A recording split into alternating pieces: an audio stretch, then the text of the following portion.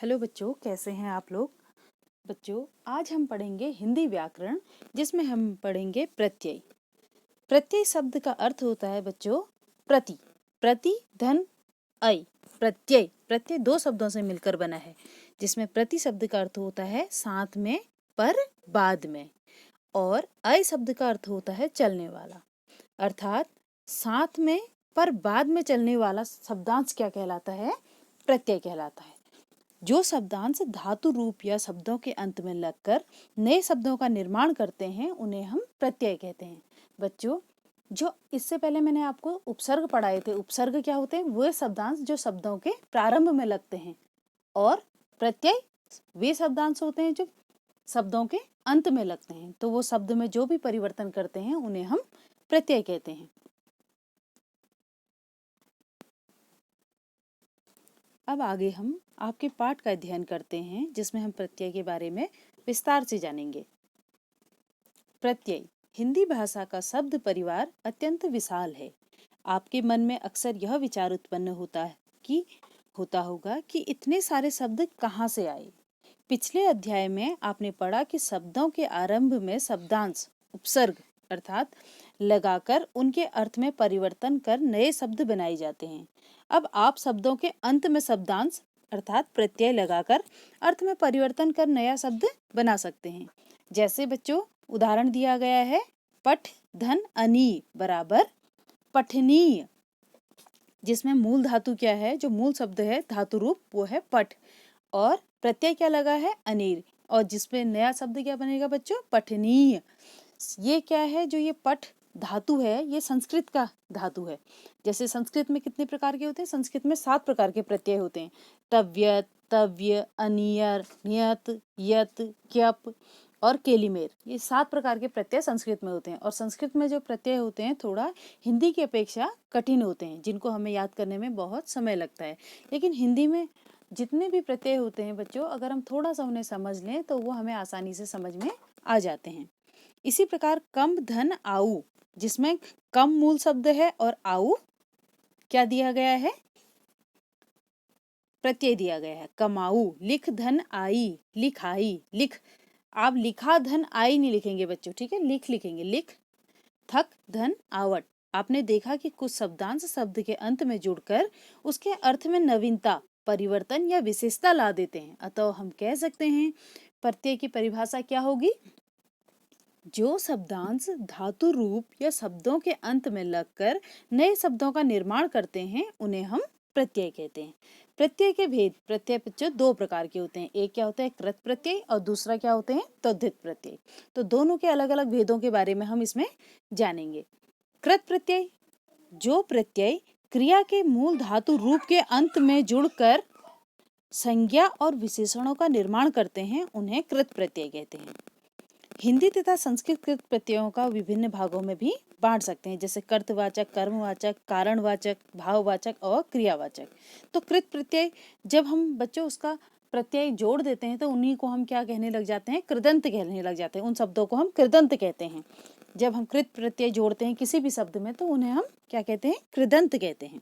तो कृत प्रत्यय क्या है? मूल धातु। धातु का अर्थ क्या होता है? जो संस्कृत में हम लोग पढ़ते हैं ना, जैसे पठ धातु, गम धातु ना, लिख धातु। तो अनेक जो धातुएं होती हैं, उनमें अगर हम कोई भी शब्दांश जोड़ते हैं तो उसे हम कृत प्रत्यय कहते हैं। इसमें सबसे पहले बच्चों दिया गया है कर्तवाचक प्रत्यय। जिस प्रत्यय से बने शब्द द्वारा कार्य करने वाले अर्थात कर्ता का बोध होता है, उसे हम क्या कहते हैं? कर्तवाचक प्रत्यय कहते हैं। जैसे आप लोगों ने पढ़े होंगे, कारक पढ़े हैं ना, कर्ता ने कर्म को करण से संप्रदान के लिए अपादान से संबंध का के की अधिकरण में पर संबोधन हे हो अरे, ये कारक होते हैं। तो इसमें सबसे पहला क्या होता है? कर्ता। तो कर्ता क्या होता है? जैसे राम ने खाना खाया, तो राम ने, राम क्या है? कर्ता।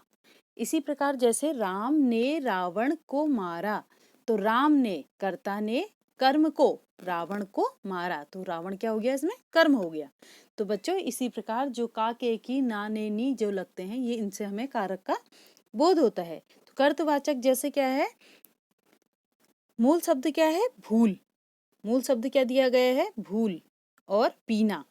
इसमें कर्तवाचक क्या दिया? अक्कड़, अर्थात क्या हो गया? भुलक्कड़ और पियक्कड़। जिस प्रकार क्या दिया गया है, बिक और टिक मूल शब्द है, बिकाऊ, टिकाऊ। जड़ और घट, जड़िया और घटिया, इस प्रकार शब्द दिए हैं ना बच्चों। तो इसमें क्या है, सारे कर्तवाचक, कर्ता का हमें बोध हो रहा है कि भुलक्कड़, भुलक्कड़ कौन होता है, कोई कर्ता ही हो सकता है ना, भुलक्कड़ है, वह पियक्कड़ है, वह बिकाऊ है, वह टिकाऊ है, ठीक है। तो ये क्या हो गए, कर्तवाचक प्रत्यय के उदाहरण हो गए। इसके बाद बच्चों हम देखेंगे कर्मवाचक। जिस प्रत्यय से बने शब्द से कर्म का बोध होता है उसे कर्मवाचक कृत प्रत्यय कहते हैं। जैसे मूल शब्द क्या है, बिछ, अगर हम उसमें औना कर्मवाचक लगाते हैं, औना प्रत्यय लगाते हैं तो क्या हो गया, बिछौना, ठीक है। राम के लिए बिछौना लाओ, तो क्या हो गया, बिछौना, उससे हमें किसका ज्ञान होता है, कर्म का ज्ञान होता है। इसी प्रकार नी, ओढ़नी, कतरनी, बचा और गंवा से बचना, गवाना, बचाना, गवाना, इस प्रकार कर्मवाचक कृत प्रत्यय होता है बच्चों। तीसरा है करणवाचक प्रत्यय, कृत प्रत्यय। जिस प्रत्यय से बने शब्दों से क्रिया के साधन अर्थात करण का बोध होता है उसे करणवाचक कृत प्रत्यय कहते हैं। जैसे मेल में आ प्रत्यय लगा तो मेला, ठेल में ठेला, खेत में खेती, रेती, इस प्रकार क्या हो गए बच्चों, ये करणवाचक के उदाहरण हो गए। जैसे कर्ता ने कर्म को करण से, ठीक है। तो मोहन के घर का खर्च किससे चलता है, खेती से आ रहा है ना पीछे से, तो ये क्या हो गया, करणवाचक। इसी प्रकार अगला है बच्चों भाववाचक कृत प्रत्यय। जिस प्रत्यय से बने शब्दों से भाव का बोध हो उसे हम भाववाचक कृत प्रत्यय कहते हैं। जैसे रट और गढ़ मूल शब्द है, रटंत, गड़ंत, ये क्या हो गए, इससे हमें भाव आ रहा है कि एक रटने के लिए क्या बोलते हैं, रटंत विद्या, गड़ंत। सुन, सुनाई, लिखाई, ये क्या हो गए बच्चों, हमारे भाव होते हैं ना, आप लोगों ने भाववाचक विशेषण, भाववाचक संज्ञा पढ़ी है, तो ये क्या है कि मिल से मिलाप हो गए ना बच्चों। जैसे मिल मूल शब्द है, उसमें आप लगाएंगे तो क्या हो जाएगा, मिलाप, इससे हमें एक भाव का ज्ञान होता है बच्चों। इसी प्रकार अगला है क्रियावाचक कृत प्रत्यय, यह है अंतिम। जो कृत प्रत्यय होते हैं बच्चों वो 5 प्रकार के होते हैं। कौन कौन से होते हैं, कर्तवाचक कृत प्रत्यय, कर्मवाचक कृत प्रत्यय, करणवाचक कृत प्रत्यय, भाववाचक कृत प्रत्यय, और अंतिम है क्रियावाचक कृत प्रत्यय। जिस प्रत्यय से बने शब्दों से क्रियापरक विशेषण, संज्ञा अथवा विशेष अर्थ की बोधक क्रियाएं बनती है उन्हें क्रियावाचक कृत प्रत्यय कहते हैं। जैसे मिल, मिला, चल, चला, गा, गाकर, हंसकर, ये क्या हो गई बच्चों, क्रियाएं हो गई ना। जैसे मोहन गाना गाता है, गाना, गाकर, हंसकर, उसने मुझसे हंसकर बात की, तो क्या है, एक प्रकार की क्रिया हो रही है। बोलता, बोलना, खोलता, हंसते, बोलते, रुलाया, मिलाया, इस प्रकार इन शब्दों से मिलकर क्या हो गई क्रिया, एक क्रिया का हमें बोध हो रहा है, तो इसको क्या कहेंगे हम, क्रियावाचक कृत प्रत्यय कहेंगे। दूसरा है बच्चों इसमें तद्धित प्रत्यय। अब हम क्या पढ़ेंगे, तद्धित प्रत्यय। जो प्रत्यय संज्ञा, सर्वनाम या विशेषण के अंत में लगकर नए शब्दों का निर्माण करते हैं उन्हें तद्धित प्रत्यय कहते हैं। अभी तक जो हमने कृत प्रत्यय पढ़ा बच्चों वो धातु थे, धातु के अंत में अगर शब्द लगते थे तो कृत प्रत्यय बनता है। अगर संज्ञा, सर्वनाम या विशेषण, ये दोनों का अंतर समझ लीजिए बच्चों, वो तो धातु के अंत में लगता था, लेकिन ये तद्धित प्रत्यय में संज्ञा होगी, सर्वनाम होगा और विशेषण होगा। इनके अंत में जो भी शब्द लगकर नए शब्द का निर्माण होगा उन्हें हम तद्धित प्रत्यय कहते हैं। जैसे अब आप लोग एक एग्जाम्पल देखिए, खटास, क्या दिया गया है, खटास, ठीक है। खटास, खट्टा दिया गया, खट्टा मूल शब्द है, उसमें आस प्रत्यय है, तो शब्द क्या बना, खटास। मीठा में मिठास, तो मीठा एक शब्द है, अब उसमें हमने आस प्रत्यय जोड़ा तो क्या हो गया, हमें एक भाव क्या आ रहा है हमारे अंदर, खटास, हमें खट्टा लग रहा है, या हमें मिठास, हमारे अंदर एक भाव, गुण, भाव, गुण, दोष जो भी आता है ये भाव संज्ञा के अंतर्गत आता है। जैसे मोटा, मोटा है तो आपा लगा दिया तो मोटापा, बुढ़ापा, इसी प्रकार बच्चों अन्य शब्दों को आप लोग अपनी पुस्तक में देख लीजिए, इससे आपको समझ में आ जाएगा कि भाववाचक जो तद्धित प्रत्यय होता है वो क्या होता है। इसमें दूसरा है बच्चों कर्तवाचक संज्ञा बनाने वाले तद्धित प्रत्यय। जैसे अब कर्तवाचक क्या होता है, जिसमें हमें कर्ता का बोध होता है। जैसे सोना क्या है, जैसे सोना और लोहा, इसमें हम आर तद्धित प्रत्यय लगाते हैं तो क्या हो जाएगा, सुनार और लोहार। तो सोना क्या है बच्चों, सोना, सोना एक धातु है, मूल शब्द है, ठीक है। उसमें हमने आर लगाया तो सुनार हो गया। सुनार क्या हो गया, एक व्यक्ति हो गया। व्यक्ति को हम बोलते हैं ना, एक भाववाचक संज्ञा हो गई। जैसे हम सुनार कहेंगे तो सारे जातिवाचक संज्ञा, जो जितने भी सुनार हैं वो सारे आ जाएंगे। लोहार कहेंगे तो सारे लोहार जितने होते हैं वो सारे आ जाएंगे। तो ये क्या है, एक संज्ञा है, ठीक है। तो इसी प्रकार बच्चों पूजा, पुजारी, जुआरी, या में सुख, सुखिया, ठीक है। इसी प्रकार ये शब्द बनेंगे। अगला है बच्चों संबंधवाचक। संबंधवाचक तद्धित प्रत्यय। संबंधवाचक क्या होते हैं बच्चों, तद्धित प्रत्यय जिनसे हमें संबंधों का ज्ञान होता है, वो क्या कहलाते हैं, संबंधवाचक तद्धित प्रत्यय कहलाते हैं। इनसे हमें संबंधों का पता चलता है। जैसे अगर हम कहेंगे मामा में एरा प्रत्यय जोड़ेंगे तो क्या हो जाएगा, ममेरा।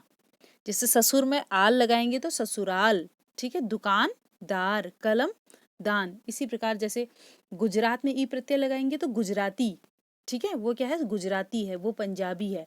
मामा में एरा लगाएंगे तो ममेरा, फुफेरा, चचेरा, ससुराल, नानी, ननिहाल। इससे हमें क्या पता चलता है, संबंधों का। तो ये क्या हो गए, ये भी सारे इसी के अंतर्गत आएंगे। कृत प्रत्यय तद्धित प्रत्यय की पहचान होनी चाहिए बच्चों, ये सारे कृत प्रत्यय में नहीं आएंगे। इसके बाद है लघुतावाचक तद्धित प्रत्यय।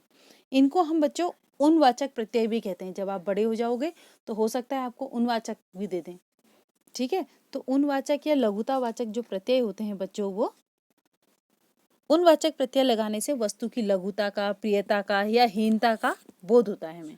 जैसे लोटा, लोटा में ईया प्रत्यय लग गया तो लुटिया, खटिया, इसकी खटिया खड़ी हो गई, इसकी लुटिया डूब गई, कहते हैं ना।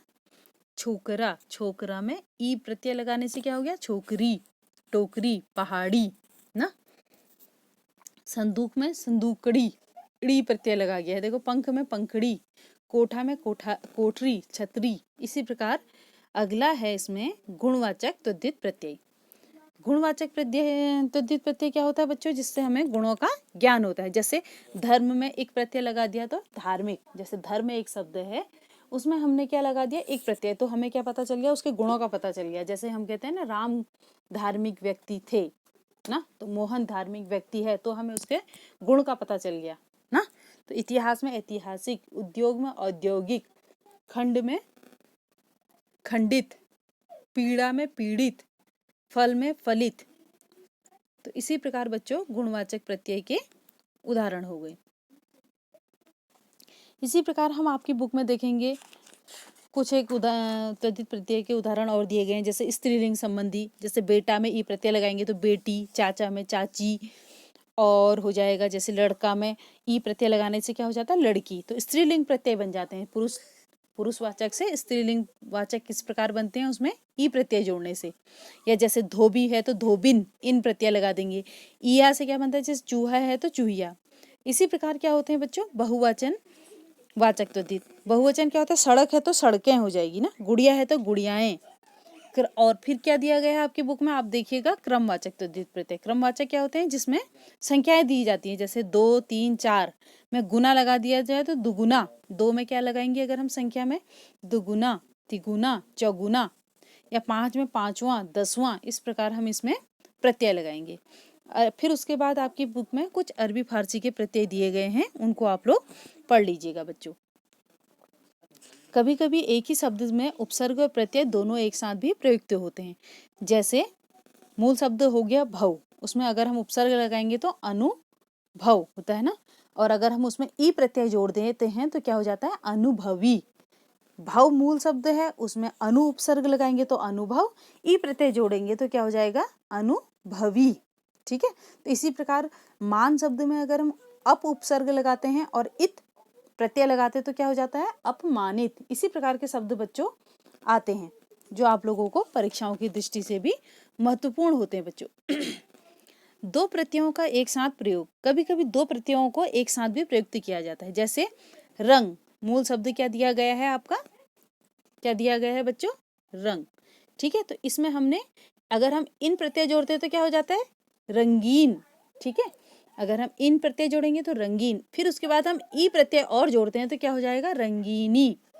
उसी प्रकार क्या दिया गया है शीत, अगर हम लौ प्रत्यय जोड़ते हैं तो क्या हो जाएगा शीत में, शीतल। और अगर हम ता प्रत्यय भी जोड़ देते हैं तो क्या हो जाएगा, शीतलता। तो इसमें क्या हो गई बच्चों, इसी प्रकार इनमें दो दो प्रत्यय लग रहे हैं। फिर उसके बाद है बच्चों उपसर्ग और प्रत्यय में अंतर। उपसर्ग और प्रत्यय दोनों शब्दांश हैं, आप लोगों को पता ही है, क्योंकि पहले अध्याय में मैंने आपको उपसर्ग पढ़ाया है और अभी आपको मैं प्रत्यय पढ़ा रही हूँ। तो दोनों ही शब्दांश हैं। उपसर्ग शब्द के प्रारंभ में लगता है, जबकि प्रत्यय शब्द के अंत में लगता है।